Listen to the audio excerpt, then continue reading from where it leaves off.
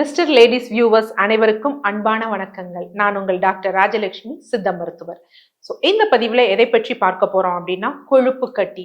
So கொழுப்பு கட்டி அப்படிங்கிறப்ப நிறைய பேர் உடம்புல இருக்கும், ஆண் பெண் இருபாலருக்குமே இருக்கும், கொஞ்சம் அதிகமா ஆண்களுக்கு இருக்கும். இந்த கொழுப்பு கட்டி வந்த உடனே நம்ம ஒவ்வொருவரும் பொதுவா இருக்கக்கூடிய மைண்ட் செட் என்ன அப்படின்னா, கொழுப்பு கட்டி வந்துருச்சு, இது ஏதோ பெரிய நோய் அப்படின்னு. சில பேர் என்ன நினைப்பாங்க அப்படின்னா, ஐயோ இது பரம்பரை நோயோ, இது அடுத்தடுத்து பரவுமோ அப்படிங்கிற சிலருக்கு இருக்கும். சிலர் என்ன பண்ணுவாங்க, இது சர்ஜரி பண்ணிடலாமா, சர்ஜரி பண்ணா ஓகே அது போயிடுமா அப்படின்னு. ஆனா திரும்ப திரும்ப சிலருக்கு வரும். இதுல எந்த வகையில நீங்க இருக்கீங்க? கொழுப்பு கட்டி அப்படின்னு பொது வார்த்தையில நம்ம சொல்றோம், நம்ம தமிழ்ல சொல்றோம். ஆக்சுவலா இது பார்வைக்கு ஒரே மாதிரி இருந்தாலும் இது வெவ்வேறு வகை இருக்கு. அதைத்தான் இந்த பதிவுல பார்க்க போறோம். யூஸ்வலா நம்ம உடம்புல எப்படி இருக்கும் அப்படின்னா, ஏதோ உள்ள ஒரு ரப்பர் இருக்கிற மாதிரி இருக்கும், இல்ல வெளியில ஏதோ என்ன அப்படின்னா யூஸ்வலா இந்த நம்ம புங்கம் இலைகள்ல ஒரு மொட்டு மொட்டா இருக்கும் பாத்தீங்களா, அந்த மாதிரி சின்ன சின்னதா இருக்கும். சிலருக்கு என்னன்னா இந்த கைகள் மடக்கிற இடத்துல பாத்தீங்கன்னா ஒரு கொழுப்பா மேலெழுந்து மஞ்சள் நிறமா இருக்கும். இப்படி பல விதத்துல பார்த்திருக்கோம். இது எல்லாமே ஒன்னா அப்படின்னா கண்டிப்பா கிடையவே கிடையாது. ஃபர்ஸ்ட் லைப்போமா அப்படிங்கிறது ஒரு கொழுப்பு கட்டி. இது அதிகமா யாருக்கு இருக்கும் அப்படின்னா ஆண்களுக்கு இருக்கும். இது எப்படி இருக்கும் அப்படின்னா, நம்ம ஸ்கின்னுக்கு கீழே இருக்கும். என்ன அப்படின்னு பாத்தீங்கன்னா, உள்ள ஏதோ சின்ன ஒரு பருப்பு வச்ச மாதிரியோ இல்ல ரப்பர் கொஞ்சம் பெருசானா ரப்பர் இருக்க மாதிரி இருக்கும். தொட்டோம்னா பெருசா பெயின் இருக்காது, லைட்டா நகர்ற மாதிரி இருக்கும். மேக்சிமம் இது எவ்வளவுக்கு வளரும் அப்படின்னா 2 இன்ச்சுக்கு தான் வளரும். இது லைப்போமா. இது என்ன அப்படின்னு பாத்தீங்கன்னா, இதுக்கும் நம்ம கொழுப்புக்கும் சாப்பிடுற கொழுப்புக்கும் சம்பந்தமான கண்டிப்பா சம்பந்தம் கிடையவே கிடையாது. இது என்ன காரணம் அப்படின்னா, ஸ்கின்னுக்கு கீழே ஒரு கொழுப்பு லேயர் இருக்கும். இது ஆண்களுக்கு குறிப்பாக எந்த நிலையில வரும் அப்படின்னா, அவங்களோட ஹார்மோன் சேஞ்ச் ஆகும். அந்த ஒரு அடல்ட், சோ அந்த குழந்தைகளாக ஆண் குழந்தைகள் அந்த வாலிப வயதுக்கு வரும் பொழுது என்ன அப்படின்னா அவங்க தசை பெருகும். சோ அப்ப தசை பெருகும் பொழுது, ஏன்னா இந்த கொழுப்புக்கு கீழே என்ன இருக்குன்னா தசை இருக்கு. சோ அது பெருகும் பொழுது என்ன ஆகும் அப்படின்னா, அவங்களுக்கு அது மேல இருக்கக்கூடிய ஸ்கின் அதுக்கேத்தாப்புல உங்களுக்கு எக்ஸ்டெண்ட் ஆகணும், அந்த கொழுப்பும் நல்லா எக்ஸ்டெண்ட் ஆகணும்.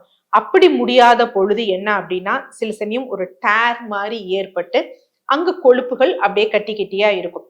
சோ இது அவங்களுக்கு இருக்கும்.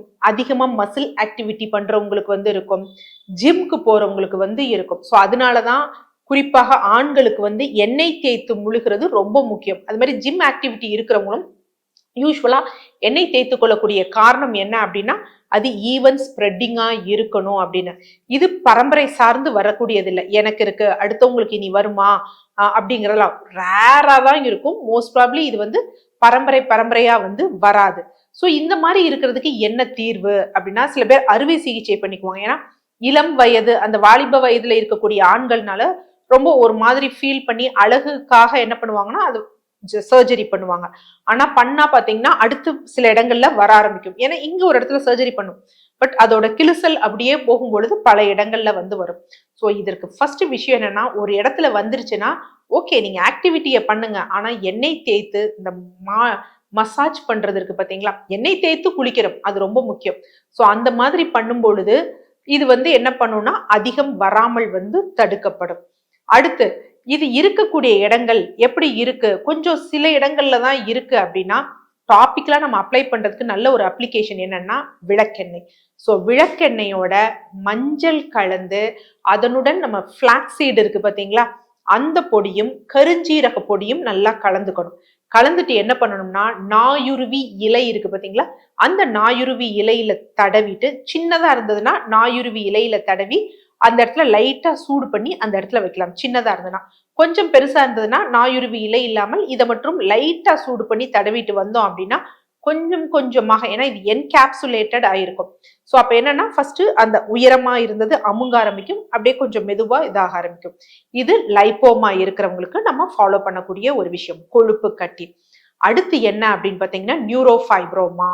இதையும் கொழுப்பு கட்டின்னு தான் யூஸ்வலா நினைச்சுக்குவாங்க. இது யாருக்கு இருக்கும்னா ஆண்களுக்கும் இருக்கும் பெண்களுக்கும் இருக்கும், இருபாலருக்குமே இருக்கும். இது கண்டிப்பாக பரம்பரையாக வரக்கூடியதுதான். பெற்றோர்களுக்கு இருந்ததுன்னா அவங்க குழந்தை பேர பிள்ளைகள் அப்படிலாம் வரும். இது எங்க வரும்னா முகம் உடம்பு எல்லாத்துலயும் அப்படியே சடைச்சடையா ஒரு சின்ன காம்பு அதுல ஒரு இதா இருக்கும், ஒரு என்ன சொல்றது, ஒரு சின்ன ரப்பர் இது மாதிரி, ஆனா ஸ்கின்னுக்கு மேல இருக்கும். லைப்போமா ஸ்கின்னுக்குள்ள இருக்கும், இது ஸ்கின்னுக்கு மேல வந்து இருக்கும்.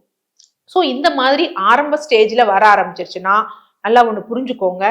இத வந்து தடுக்க நான் முன்னாடி சொன்ன அப்ளிகேஷன் அதெல்லாம் இதுக்கு வேலையாகாது. ஸோ நம்ம செல் அப்நார்மலா டேமேஜ் ஆகுது. அப்ப நம்ம கொஞ்சம் உணவு முறைகள்ல நிறைய ஆன்டி ஆக்சிடென்ட்ஸ் இருக்கக்கூடிய உணவுகள் வந்து இது பண்ணணும். துரித உணவுகள் இந்த மாதிரி விஷயங்களை தடுத்தாலே போதும். அடுத்த பரம்பரைக்கு இது கடத்தப்படுவது கொஞ்சம் கொஞ்சமாக குறைக்கப்படும். அவ்வளவுதானே தவிர இது வந்துருச்சுன்னா ஒரு பெரிய நோய் கிடையாது. பக்கத்துல உட்காரக்கூடாது, இல்ல இவங்களை திருமணம் செய்யக்கூடாது அப்படிங்கறதெல்லாம் கிடையாது. பட் உணவு முறையை ஃபாலோ பண்றப்ப எல்லாமே கெட்டது இடையில வந்ததுன்னா நல்லதும் அப்படியே வந்து நம்ம ஃபாலோ பண்றப்ப போயிடும். அடுத்து மூன்றாவது முக்கியமான விஷயம் என்ன அப்படின்னு பாத்தீங்கன்னா ஜாந்தோமா. இப்போ முதல் சொன்ன பாத்தீங்களா, அது ரெண்டுக்கும் கொழுப்புக்கும் சம்பந்தமே கிடையாது. அதாவது கொழுப்பு நம்ம சாப்பிட்றதுனால இந்த ஜாந்தோமா அப்படிங்கிறது எங்க இருக்கும்னா, இந்த முட்டி மடக்கிறது, கால் இந்த இடத்துல வந்து இருக்கும். இதுவும் மேல ரப்பர் மாதிரி கொஞ்சம் மேல எலும்பி இருக்கும். அதாவது லைப்போமா ஸ்கின்னுக்குள்ள இருக்கும்.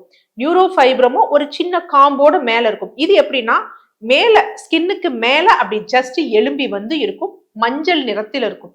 இது இருக்கிறவங்களுக்கு என்ன இருக்கும் அப்படின்னா, அவங்க உடம்பில் கொழுப்பு லிபிட் ப்ரொஃபைல் ஜாஸ்தியாக இருக்கும். குறிப்பாக அந்த பரம்பரை ரீதியாக கொழுப்பு இருக்கும் பாத்தீங்களா, ஆல்பா லிப்போ புரோட்டீன் பி எல்லாம் ஜாஸ்தியா இருக்கவங்களுக்கு இது இருக்கும். ஸோ அவங்க வந்து காலம் தாமதிக்க கூடாது. உரிய சிகிச்சை உணவுலையும் கட்டுப்பாடு கொண்டு வரணும். நம்ம கொலஸ்ட்ராலை வந்து குறைப்பதற்கும் மருந்துகள் எடுத்தோம் அப்படின்னா ஆக்சுவலா இங்க இருக்கிறது நோய் கிடையாது, புரிஞ்சுக்கணும். இந்த மூன்றாவது ஜாந்தோமால இருக்கிறது உனக்கு ரொம்ப ஜாஸ்தியா இருக்கு, இல்ல பரம்பரை ரீதியா ஜாஸ்தியா இருக்கு, அதை கண்ட்ரோல்ல நம்ம வச்சுக்கணும் அப்படிங்கிற விதத்துல நம்ம உணவு முறைகளும் மருந்துகளும் எடுத்தோம்னா அது வந்து நமக்கு சரியாயிடும். அது ஈஸியாவே சரியாயிடும். ஜாந்தோமாங்கிறது நம்ம உணவை சீர் பண்ணி கொலஸ்ட்ரால இது பண்ணோம்னா அது நாளடைவுல வந்து மறைந்து போயிடும். ஸோ இதுல மூன்றுல எந்த வகை அப்படின்னு பார்த்து இருக்கணும். இதுல லைப்போமாங்கிறது பயப்பட வேண்டிய அவசியம் இல்லை. விழிச்சுக்கிட்டோம் அப்படின்னா ஒன்றும் பிரச்சனை இல்லை. நியூரோஃபைப்ரோமாக்கு நமக்கு முக்கியமாக தேவையானது என்ன அப்படின்னு பார்த்தீங்கன்னா பகுத்தறிவு தான் தேவை. பகுத்தறிஞ்சு இதை வந்து ஒரு பெரிய நோயின்னு உருவாக்காம சமுதாயத்துல ஒதுக்கி வைக்காம வாழ்ந்தோம் அப்படின்னா அது ஒரு பெரும் பிரச்சனையே கிடையாது. அதே மாதிரி ஜாந்தோமா அப்படிங்கிறது கொழுப்பு சார்ந்த விஷயம். அப்ப நம்ம உணவுல கொழுப்பை வந்து நம்ம கண்ட்ரோல் பண்ணணும். ரத்தத்தில் இருக்கக்கூடிய கொழுப்பையும் நம்ம கண்ட்ரோல் பண்ணணும் அப்படிங்கிறத தெரிஞ்சுக்கணும். ஸோ எல்லா நோய்களுக்கும் வந்து என்ன அப்படின்னா ஒரு தீர்வு இருக்கும். ஒண்ணு வாழ்வியல் முறையில, உணவு முறையில, இல்ல மருந்து. இத உரிய முறையில ஃபாலோ பண்ணி இந்த பிரச்சனையிலிருந்து விடுபட வேண்டும் என்று இறைவனை வேண்டிக் கொள்கிறேன். நன்றி.